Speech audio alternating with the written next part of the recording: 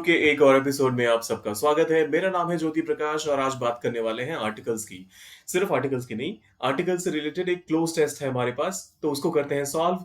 आप भी फटाफट से नोटपैड लेकर शुरू हो जाइए और अपने स्कोर्स को ट्रैक करना शुरू कर दीजिए। ऑप्शंस क्या-क्या है हमारे पास? ए, एन, द या फिर नो आर्टिकल।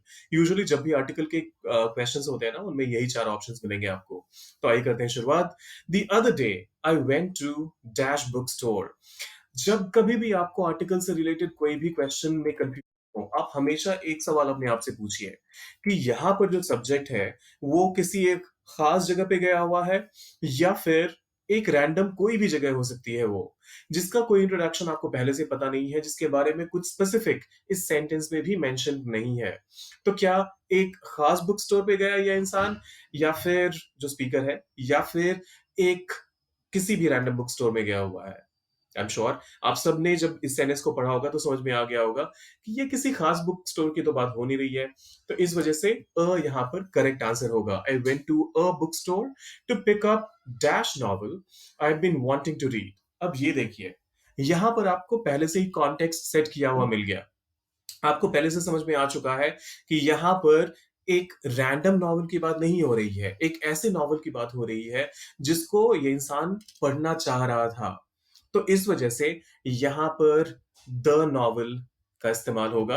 आपको करना चाहिए यहाँ पर द और पहला वाला जो था वो है अ। So the other day I went to a book store to pick up the novel I been wanting to read.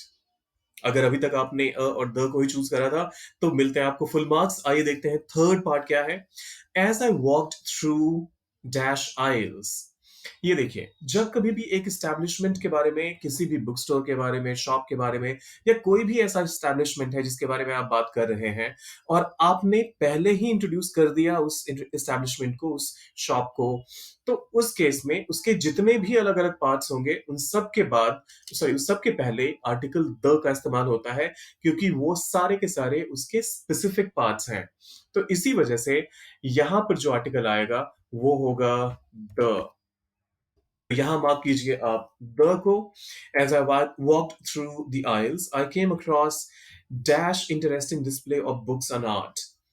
And interesting, obviously तो आ नहीं सकता यहाँ पे क्योंकि ये आई से शुरू भी हुआ है और जब आप प्रोनाउंस भी करते हैं इंटरेस्टिंग को तो इन ई से शुरू करते हैं। तो इस वजह से यहाँ पर या तो एन आएगा या फिर द आएगा। ए तो बिल्कुल आउट ऑफ द पिक्चर है या फिर नो आर्टिकल भी आ सकता है। तो आइए देखते हैं क्या होगा। As I walked through the aisles, मैं अलग अलग आइल्स में चल रहा था, घूम रहा था।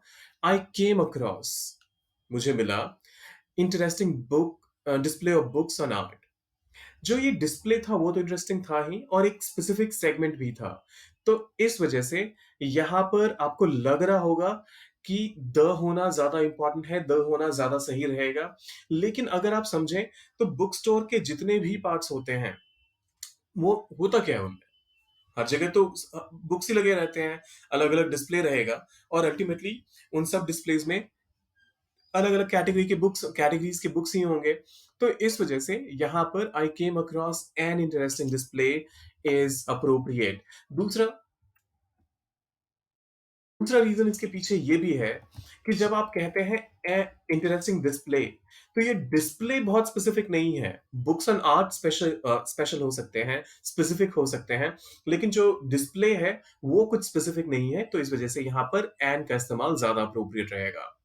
I picked up dash book on impressionist painters and decided to buy it. I picked up a book on impressionist painters, an book और the book। क्या लगता है आपको? फिर से आपको इनफ कॉन्टेक्स्ट मिल रहा है इस सेंटेंस में। आप सिर्फ और सिर्फ पहला पार्ट देख करके डिसाइड मत कीजिए। I picked up a book अगर होता, यहीं पर अगर सेंटेंस खत्म हो जाता तो काफी था। लेकिन यहाँ पर बात हो रही है एक खास बुक की जो कैटेगरी है, एक खास बुक जो है उसके बारे में, which was on impressionist painters and decided to buy it. तो इस वजह से यहाँ पर द का इस्तेमाल ज्यादा अप्रोप्रिएट रहेगा। तो अगर आपने भी द को मार्क किया था फिफ्थ के लिए तो फिर आपको मिलते हैं फुल मार्क्स। तो सीक्वेंस अभी तक है ए, द एंड द। सही है ना? अगर आपने भी 5 में 5 अभी तक स्कोर कर लिया है, तो फिर देखते हैं आगे आपका स्कोर कैसा रहता है। आता है फिर later I visited dash museum. To see an exhibition on modern sculpture. अब फिर से, क्या कोई रैंडम म्यूजियम है या फिर एक स्पेसिफिक म्यूजियम है? रैंडम म्यूजियम है ना, तो यहाँ पर आप का इस्तेमाल कीजिए। I visited a museum to see an exhibition on modern sculpture. I was particularly drawn to dash sculptures that seemed to defy gravity. अब ये देखिए, मॉडर्न स्कल्पचर्स के एक म्यूजियम में गए और उस जितने भी वहां पर मॉडर्न स्कल्पचर्स थे, उन सब में एक एब्स्ट्रैक्ट स्कल्पचर था जिसने बिल्कुल ही ग्रेविटी को मात देने की कसम खा रखी थी। कुछ ऐसा लग रहा था। तो यहाँ पर एक खास एब्स्ट्रैक्ट स्कल्पचर की बात हो रही है, तो इस वजह से यहाँ पर द का इस्तेमाल कीजिए। फिर आता है one piece in particular caught my eye. Caught my eye का इस्तेमाल होता है तब जब आप कहना चाहते हो किसी चीज ने बिल्कुल ही आपका अटेंशन ग्रैब कर लिया, किसी एक चीज को देखकर आप उसको देखना चाह रहे थे और उसने आपका अटेंशन ग्रैब कर लिया, तो इस वजह से कॉट माई, इन चीजों को एक्सप्लेन करने के लिए कॉट माई आई का इस्तेमाल होता है। वन पीस एक खास पीस था, एक खास स्कल्पचर था इन पर्टिकुलर, खास तौर पे, जो जिसने जो हमारा स्पीकर है उसका अटेंशन ग्रैब कर लिया। तब इसके बाद आता है dash intricately designed metal sculpture that resembled a futuristic city. अब यहां पर देखिए, one piece in particular caught my eye, ये तो पहले से ही बात हो रही है कि बॉस एक पर्टिकुलर पीस था, एक पर्टिकुलर स्कल्पचर था जिसने मेरा अटेंशन भी अपनी तरफ ग्रैब कर लिया, जिसकी तरफ मैं देखना चाह रहा था। तो ये क्योंकि पहले से ही आपको पता है कि एक रैंडम ऑब्जेक्ट की बात नहीं हो रही है, बात हो रही है एक स्पेसिफिक ऑब्जेक्ट की, तो द का इस्तेमाल यहाँ पर सही रहेगा। So one piece in particular caught my eye, the intricately designed metal sculpture that resembled a futuristic city. तो यहां तक तो बॉस 8 क्वेश्चंस हो चुके हैं। अगर आपने अभी तक 100% स्कोर कर लिया, trust me, you are not a beginner, you are not at an intermediate level, आप ऑलरेडी एडवांस लेवल पे हो और आर्टिकल्स में तो आप एरर बिल्कुल नहीं करते हो। फिर आता है हमारा question number 9, 10, 11, 12 and 13। After spending time at, अब देखिए, यहाँ पर पिछली बार जब आपने म्यूजियम की बात करी थी तो वहां तक आपको नहीं पता था कि किस म्यूजियम की बात हो रही है, लेकिन इसी पैराग्राफ को पढ़ते हुए, इसी पैसेज को पढ़ते हुए अब आपको समझ में आ गया है कि एक खास म्यूजियम की बात हो रही है जहां पर कि हमारा स्पीकर गया भी था। तो इस वजह से यहां पर अब द का इस्तेमाल होगा। पिछली बार अ था, लेकिन इस बार अब द का इस्तेमाल ज्यादा अप्रोप्रिएट रहेगा। तो after spending time at the museum I went to dash cafe. फिर से, अभी तक कैफे के बारे में कुछ पता नहीं था, कैफे एकदम से इंट्रोड्यूस हुआ है, नई चीज है हमारे लिए, तो यहां पर आप इस्तेमाल करिए ए का। तो I went to a cafe nearby for a cup of coffee. I ordered, क्या क्या ऑर्डर किया भाई साहब ने? A cappuccino and sat by dash window enjoying dash view of the bustling street outside. तो I ordered a cappuccino.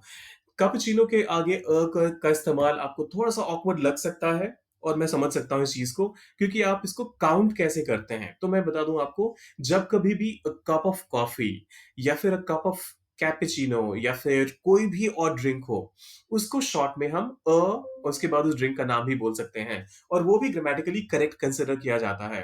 तो यहाँ पे I ordered a cappuccino is absolutely okay. तो बॉस, अभी तक के सारे क्वेश्चंस तो मैंने आपको बता दिए, लेकिन जब बात आती है ये क्वेश्चन नंबर 12 और 13 का, तो इसके बारे में हमने पहले भी डिस्कस करा। किसी भी एस्टैब्लिशमेंट या शॉप का अगर कोई एक पार्ट का डिस्कशन हो रहा है, तो उस केस में आप एक पर्टिकुलर आर्टिकल का इस्तेमाल करते हैं। कौन सा होता है वो आपको बताना है कमेंट करके। तो क्वेश्चन नंबर 12 और 13 उन दोनों में वही आर्टिकल का इस्तेमाल होगा। ये भी आपके लिए हिंट है, उसी आर्टिकल का इस्तेमाल होगा। चैनल पर अगर आप नए हैं तो सब्सक्राइब, लाइक और शेयर करके जाइएगा, और हाँ, ऐसे बहुत सारे कंटेंट के लिए आपको यहाँ पर वापस आते रहना है। मिलते हैं जल्दी ही जेपी इंग्लिश गुरु में, तब तक आप अपना बहुत ख्याल रखिए और फिर कीप लर्निंग।